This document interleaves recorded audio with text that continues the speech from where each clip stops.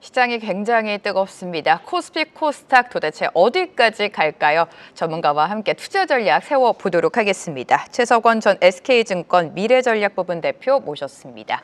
대표님 안녕하세요. 반갑습니다. 예, 안녕하십니까. 우리 대표님이랑은 2주에 한 번씩 방송을 하고 있는데 네네. 2주마다 나올 때마다 이 지수가 체감적으로 오르는 게 너무 무섭지 않습니까? 그렇죠. 예, 일단 1월 아직 안 끝났잖아요. 아직 안 끝났어요. 네, 1월 지금 안 끝났는데 20% 올랐거든요. 그 지수가. 네. 근데 뭐 감각적으로 느끼시겠지만 지수가 20% 오른다는 건 개별 종목 중에서는 뭐 한 2배가 된 데도 있는 것이고 뭐 안 오른 데도 지금 있으니까요. 그러니까 이제 결국은 굉장히 뜨거운 시장이라고 볼 수 있고 투자자들이 대응하기가 굉장히 어려운 시장이다. 다만 맞아요. 이게 작년 우리 뭐 하반기부터 시작이 됐는데 결국 지금까지의 교훈을 생각을 해본다면 우리 시장이 적절한 가치의 상단이 어딘지를 지금 잘 모르고 있다. 네. 예, 그리고 그 와중에 계속해서 이익에 대한 전망치는 늘어나고 이익에 대한 전망치가 상향 조정되는 걸 반영해서 비싸다고 생각됐던 밸류에이션 지표들이 다시 밑으로 내려오는 이제 이런 현상이 반복되고 있다. 그래서 지금은 뭐 너무 막 뭐 겁나죠. 사실 너무 올라 있고 가격이 빨리 오르면 누구나 겁이 나는데 아직은 이게 충분히 비싸졌다 이렇게 보기 어려운 그런 상황으로 볼 수 있겠습니다. 네. 기분 좋은 무서움이라고 표현하고 싶습니다. 왜냐하면 이렇게 상승 랠리가 펼쳐지더라도 내 종목이 오르지 않는 경우가 사실 많거든요. 네네. 그렇기 때문에 시장을 대응하기가 참 어려운 것 같습니다. 네. 며칠 사이에는 코스피보다는 코스닥이 무섭도록 질주를 하고 있고 네. 기관 투자자들의 적극적인 매수세가 들어오고 있는데 오늘도 뭐 1조 넘게 담고 있습니다. 지금 국민연금의 비중 확대도 되고 있는 상황인데 기관의 수급에 대해서는 대표님께서는 어떻게 판단하세요? 네, 지금까지 이제 네. 사실 작년도 그렇고 기관들이 좀 미적미적한 모습들을 보여줬죠. 맞아요. 그리고 생각보다는 어떤 영향이 컸냐면 정부도 이제 분석을 했지만 기관 투자자들이 전반적으로 해외 투자가 굉장히 많이 늘어난 거예요. 해외 투자가 많이 늘어났다는 얘기는 국내 투자, 그러니까 주식이라는 전체 비중 중에서 해외를 늘리고 국내는 상대적으로 덜 늘리거나 아니면은 오르면 팔아야 되는 그런 비중 환경하에 있었다는 얘기거든요. 근데 지금 정부의 정책 방향을 보면 그거를 다 푸는 방향입니다.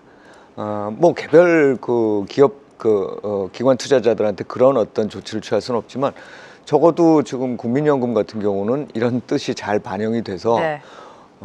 해외 투자 비중을 줄이고 국내 투자 비중을 높이겠다 이렇게 얘기를 하는 거죠. 물론 지금 현재도 높인 국내 투자 비중에 비해서 주가가 하도 많이 오르는 바람에 이미 넘어갔을 거예요. 근데 거기에 하나를 더해서 이제 투자자들을 안심시킨 거죠. 어떻게 안심을 시켰냐면 이게 비중을 넘어가도 한동안 그냥 팔지 않고 자동으로 매도하지 않고 기다려 보겠다는 거예요. 네네. 그러면 이제 결국은 그 소식이 기관 투자자들, 예를 들면 뭐 자산운용사라든지 또는 다른 어떤 그 연기금들한테 굉장히 중요한 시그널을 주는데 이거는 계속해서 지금 그 기관의 자금, 국민연금의 자금이라는 게 시장에 들어올 수밖에 없다. 그리고 잘 안 빠져나가는 상황이다라는 생각을 줄 수 있습니다. 그래서 기관의 수급은 지금 굉장히 그 어느 때보다 탄탄해졌고 기관 수급 중에서도 이제 상대적으로 먼저 많이 올라 있는 것에 비해서는 어쨌든 또 정책적으로 지금 지원이 굉장히 강력하게 나올 것으로 생각되는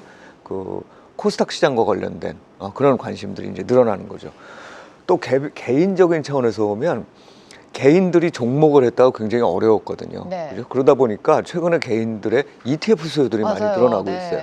기관 투자자들 일부도 또 ETF를 매수하는 경우들도 계십니다. 그러니까 ETF 수요가 늘어나면서 그 규모가 늘어나면 ETF가 자동적으로 매수를 해야 되거든요.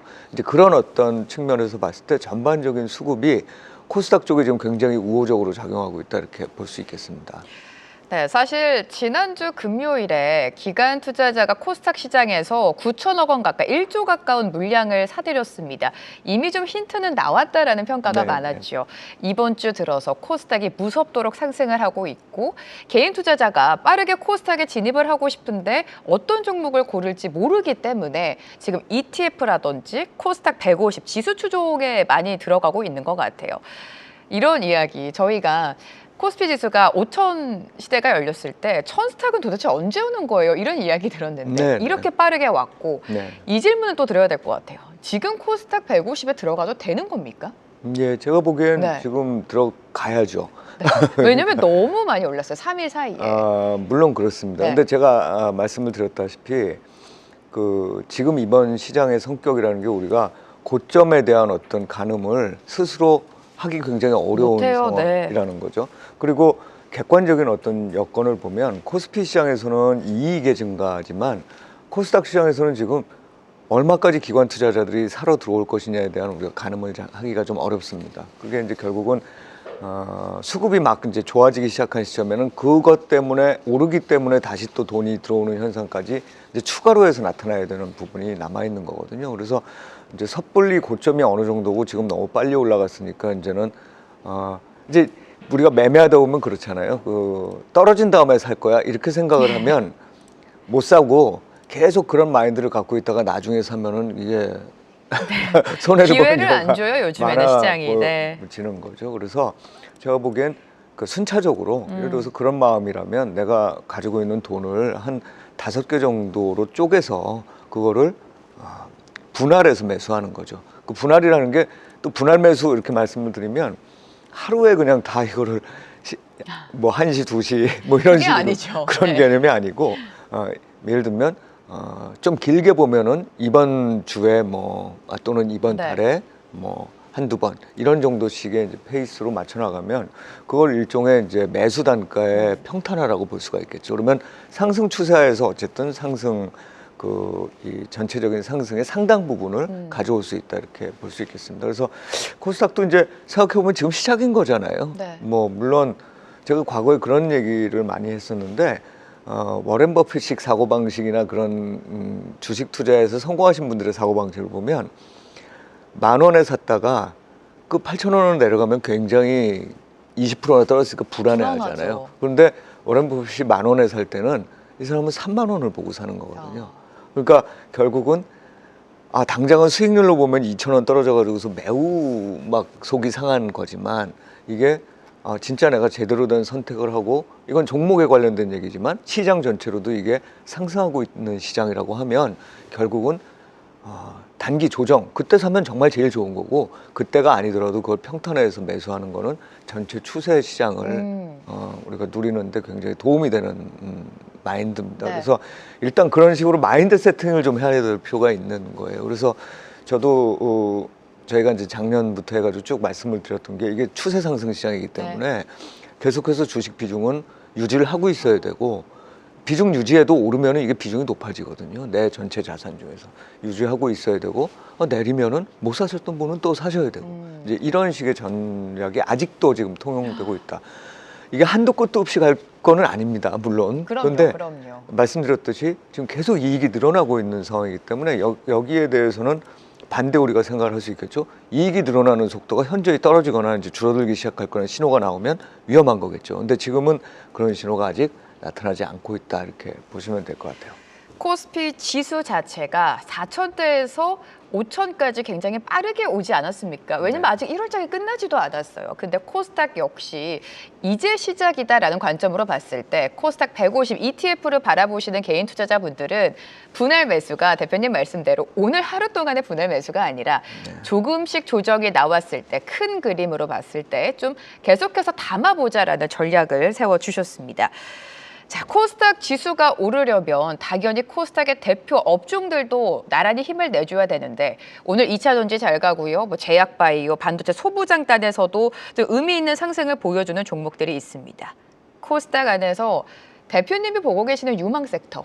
네네. 어떤 게 역시 지금 시장은 제가 코스피에서도 반도체를 어쨌든 계속 외쳐주셨죠. 갖고 가야 네. 된다고 말씀드린 것처럼 반도체 소부장들이 일단 핵심이라고 봐야 될 겁니다. 그리고 뭐 당연한 얘기지만 지금 돈이 막 들어올 때는 모든 바이오나 뭐 2차 전지나 하여튼 다 상관없이 오르거든요. 근데 그 중에서도 실적 가시성이 좀 높은 이런 쪽으로 가야 된다라고 생각을 하고 있는 거고, 일단 반도체 소부장은 여전히 지금 이 대단한 투자를 앞두고 있고, 또 최근에 나온 그런 모든 소식들이 각자가 엔비디아로부터 약간 탈피를 하면서 빅테크 스스로의 어떤 그 시스템들을 만들려고 하는 거잖아요. 칩을 만들려고 하는 네. 건데, 이거는 지금 보셨다시피 그 하이닉스 같은 경우는 그냥 독점 공급한다는 거잖아요.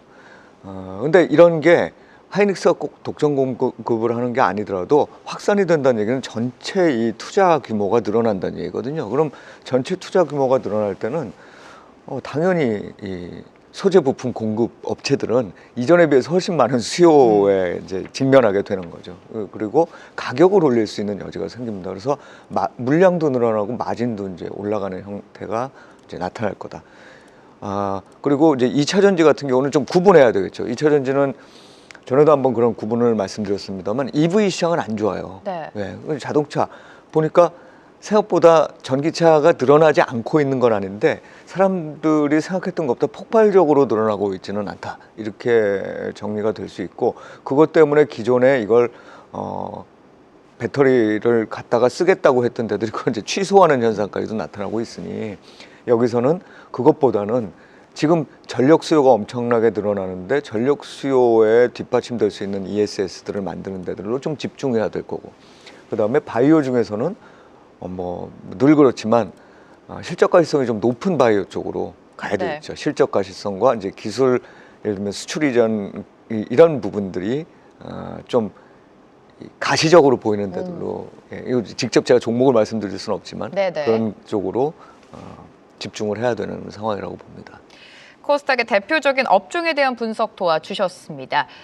자, 바로 내일입니다. SK 하이닉스가 내일 실적을 발표하고요. 오늘 장중에 85만 원 선까지 터치를 했고, 특히나 오늘 좀 여러 가지 재료가 나왔어요. 대표님 네. 앞서서 말씀해 주신 것처럼 MS에 좀 독단적으로 좀 공급을 하겠다라는 이야기가 나왔고, 엔비디아와 관련된 HBM4대에서도 물량 3분의 1을 이미 확보를 했다. 그러니까 70% 가까운 물량을 배정받았다. 이미 이 부분에서 삼성전자보다 우위를 점했다라는 걸 우리가 확인을 했습니다. 네네. 근데 저는 개인적으로 생각을 했을 때 이러한 뉴스가 내일 실적 발표하고 컨콜에서 나오지 않고 오늘 나왔다는 게 내일 더욱더 강력한 재료가 있지 않을까, 이런 기대감을 하게 돼요. 어떻습니까?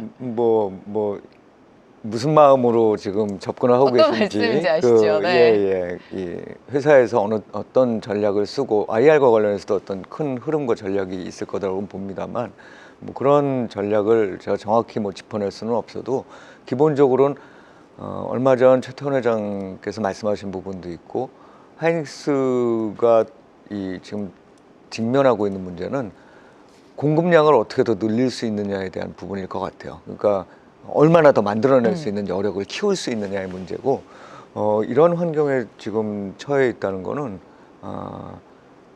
실적 전망이 일단 대단히 시장에서 예상한 것보다도 좀 높게 나올 가능성들이 좀 있는 게 아니냐. 그러니까 지난번 4분기 실적은 사실 큰 의미가 있는 건 아니라고 보고, 물론 거기에서 여러 가지 또 시그널들이 나오겠습니다만, 이제 당초에 보면은 한 180조로 그 삼성전자와 하이닉스의 이제 통합 영업이익에 대한 전망치가 나오다가 이게 점점 늘어나서 지금 200조 이상으로 가다가 하이닉스는 이제 뭐 어제 같은 경우 150조 얘기까지도 나오는 상황인데, 하이닉스가 150조 정도쯤의 영업이익을 내고 뭐 한 110조대 정도의 뭐 기타 감가상각 등을 다 포함해가지고 저희가 나오면, 그러니까 순이익이 나오면 밸류에이션이 너무 싸요 지금.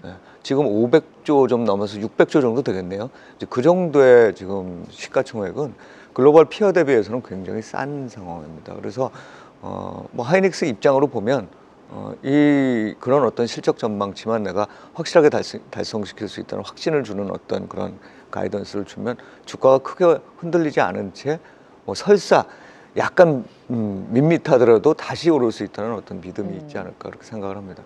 삼성전자도 마찬가지고 삼성전자는 뭐 최근에 하이닉스에 비해서는 좀 소식이 네. 약간 좀 뜨뜻미지근하죠. 근데 확실한 건 그 HBM과 관련해서 어쨌든 시작됐다. 그리고 삼성전자는 그 지금까지 어떤 이 여력으로 봤을 때 단기에 뭐 하이닉스를 이렇게 뒤집기는 좀 어려울 거라고 봅니다. 아직도 수율이나 이런 것들이 더 낮다고 많이 낮다고 하니까. 근데 이제 그런 부분들을 극복해 나간 과정들까지 포함하면 삼성전자 역시도 지금의 밸류에이션은 상당히 싸다고 생각할 수 있겠죠.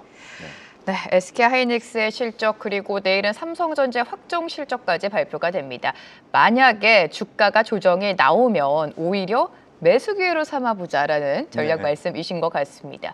내일 현대차 실적도 발표가 되죠. 지금 유튜브 댓글창을 보니까 현대차 실적 발표할 때 아틀라스 이야기 당연히 나오겠죠. 그리고 네. 테슬라도 실적을 발표하지 않습니까? 옵티머스 이야기 나오지 않을까. 지금 시장에서는 테슬라의 옵티머스 그리고 현대차의 아틀라스를 당연히 좀 자연스럽게 비교하고 있잖아요. 네네. 근데 현대차의 아틀라스에 대한 극찬이 좀 쏟아지고 있습니다. 네네. 이 부분과 함께 네. 현대차의 내일 실적 어떻게 예상하십니까? 실적은 안 좋겠죠. 근데 실적은 네네. 그냥 뭐 밋밋한 정도일 거라고들 다 생각하는데 이제 문제는 이 현대차 그룹이 사실상 그냥 오리지널 또는 이제 전통적인 완성차 그룹에서 완성차와 물류 뭐 또 자동차 부품 이런 그룹에서 이게 바뀌는 거잖아요. 그 실제로 아틀라스가 뭐 제가 기술을 완전히 알고 있는 건 아닙니다만 지금 시장에서 얘기하고 있는 정도의 어떤 이 충분한 기술력을 입증해 낸다면 사실 이거는 굉장히 무궁무진한 시장이 되는 거고 그룹 전체적으로 보면 그룹이 달라지는 거죠. 이거는 밸류에이션 뭐 그 정도쯤 받는 그 기업이 아니라 앞으로의 미래의 그 실적에 대한 어떤 이 가치들을 그렇죠. 지금 땡겨올 수 있는 그러니까 한마디로 표현하면 PER이 훨씬 지금보다 높아질 수 있는 그런 상황이라고 볼 수 있습니다. 그래서 최근에 뭐 관세 문제나 이런 것들 때문에 오리지널 완성차 업체로서의 어떤 매력도가 그렇게 높아 보이지는 않습니다만 이제 그런 어떤 플랫폼 기업으로서의 이 변환, AI 플랫폼이죠. AI 플랫폼 모빌리티 기업으로서의 변환을 우리가 생각한다면 지금 현대차도 싸다. 그러니까 내일 실적 발표에서 단기에 완성차 얼마나 팔았다 이런 실적도 물론 중요하지만 네네. 그것보다는 정말로 이 아틀라스와 관련된 어떤 미래 설계 부분이 얼마나 투자자들한테 이거 잘 이렇게 이 그렇죠. 마음속에 와닿을 수 있는지가 중요한 것 같고 제가 보기엔 일단 긍정적으로 생각하고 있습니다. 네. 내일 현대차도 실적 발표를 앞두고 있고 투자자들이 가장 궁금해하는 건 아틀라스를 비롯해서 현대차 그룹이 피지컬 AI 플랫폼으로 어떻게 변모를 할지 앞으로의 계획이 더 추가적으로 나온다면 현대차의 주가 상승도 충분하다라는 분석입니다. 자, 끝으로 투자 전략을 세워봐야겠죠. 시장이 무섭도록 오르다 보니까 포모를 넘어서 포포라는 단어까지 내가 네네. 사면 바로 떨어지는 거 아니야? 이런 우려 당연히 나옵니다. 시장 어떻게 대응할까요? 당연히 발생할 수 있는 불안과 그렇죠. 우려. 한편으로는 내가 못 사서 한편으로는 픽아웃 할까봐 내가 맞아요. 사고 이제 이런 우려들이 지금 막 뒤섞일 수밖에 없는 상황인데 여기서 이제 기준이 되는 게 이게 추세 상승을 지속하고 있고 아직까지는 그게 남아있다라고 보냐 안 보냐의 문제겠죠. 추세 상승을 지속할 수 있다는 건 결국 이익이 계속해서 늘어날 수 있는 환경이냐. 그다음 또 한 가지는 밸류에이션이라는 게 계속해서 정상화 과정을 밟을 수 있는 상황이냐. 이 두 가지만 보면 된다고 봐요. 이제 그 두 가지에서 국내적인 요인들은 상당히 만족돼 있다고 봅니다. 그럼 이제 우리가 해외로 시장을 해외 시장으로 눈을 좀 돌려야 되는 게 그쪽에서 혹시나 안 좋은 소식이 들리는 거 아닌가. 예를 들면 뭐 FOMC에서 갑자기 굉장히 매파적인 의견을 네. 낸다든지 뭐 트럼프 대통령이 또 뭔가 노이즈를 낸다든지 이런 걸 텐데 시장은 이미 그거에 대해서도 상당히 좀 어찌 보면 내성을 가진 상황이 됐던 것 같다. 그래서 미국 시장도 사실 별로 얘기를 해도 크게 움직이지 않잖아요. 그래서 제가 보기엔 그런 측면에서의 어떤 부담이 크게 오고 있지 않기 때문에 아직은 조정이면 매수. 그래서 내 주식 포트폴리오를 계속 유지하고 기존에 갖고 있었던 그 핵심적인 이 것들은 계속 유지해라. 아직 못 들어오신 분들은 여전히 주식의 투자 수익률은 채권이라든지 다른 이자 상품에 비해서 훨씬 더 높을 거다. 그러니 너무 불안해하지 마시고 조정 시 매수 또 분할 매수 관점을 유지하셔라 이렇게 말씀드려야 할 것 같습니다. 네, 내가 관심 갖고 있는 종목의 조정이 나온다면 분할 배수 관점을 항상 기억하자라는 투자 전략 세워주셨습니다. 최석원 대표와 오늘 이 시간 함께했습니다. 대표님 감사합니다. 네, 고맙습니다. 한국경제TV는 도약하는 한국 증시와 투자자 여러분을 응원합니다.